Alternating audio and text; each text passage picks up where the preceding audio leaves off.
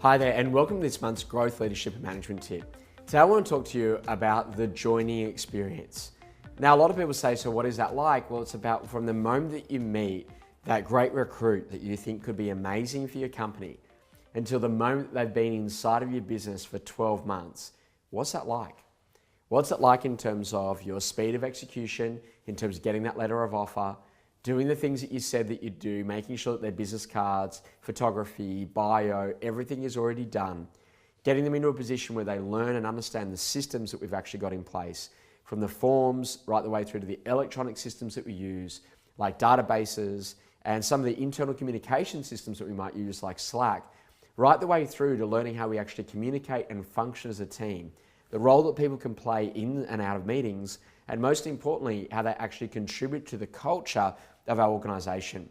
You see, so many agencies will talk about something that they go to call the induction process or onboarding. And you know what? It's just really weird, because the reality of it is that what is the experience like from those people that join your business, and who are the people that they get to speak to on a regular and consistent basis that ensure that their unmet needs are met inside of the organization. You see, I see a lot of companies where people inside of that business are lonely in business. And they're lonely because they've got so much potential, but yet they're loaded up with capacity doing all of these things that aren't actually a part of their role even, because people aren't clear about the job roles. And what I'm going to say is that there's never like one point where all the job roles are just nailed. Naturally, work changes over time, but if you actually started to change the way that you communicate that change inside the organization. You see, in order to get the customer experience right for the internal customer, you need to really map out that journey. What are the touch points? How good does the letter of offer actually look? What are the things that we're doing in terms of our speed of execution that makes it easy for someone to come and join our organization? And what is the very basic training plan that we've got in place to actually teach people our basic systems, how we communicate, how we talk, what our expectations are, what are the forms that we use in each stage of the process to understand the customer experience journey and the touch points that we deliver to our end customer.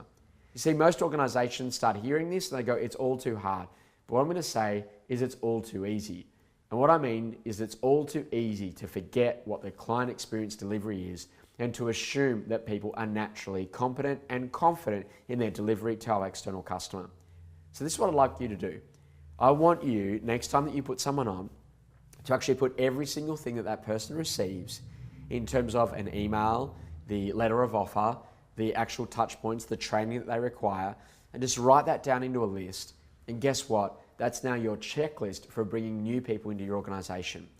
And then what you want to do is you want to use that analogy of the what worked well and even better if, and get those people to give you specific feedback as they go throughout the course of the first week, the first month, the first year inside your organization around what they actually had questions about that were unanswered, what were some of the challenges that they faced that were never addressed, what were some of the conversations that they needed to have in their career development that were never had, and then start to add that to your checklist so then you build the ultimate client experience journey for internal customers when they come to join your brand. And this is what I know. It's what you do in the first day, in the first week, in the first month, and the first year that sets the experience curve of what they think it's going to be like to be inside of your organization for the rest of their career. And I have a really simple theory that from day one that someone joins you, they're another day closer to leaving your organization. And the difference between whether or not they leave tomorrow or whether or not they leave in 20 years is about you holding them to high expectations, delivering on your promise, but most importantly, putting them into a position where they feel empowered to actually drive change, not only in their personal life, but in their career, because they're constantly striving to become the type of person that they're capable of being. Well, I really hope that you've enjoyed this month's Growth Leadership and Management Tip, and I look forward to seeing you next month.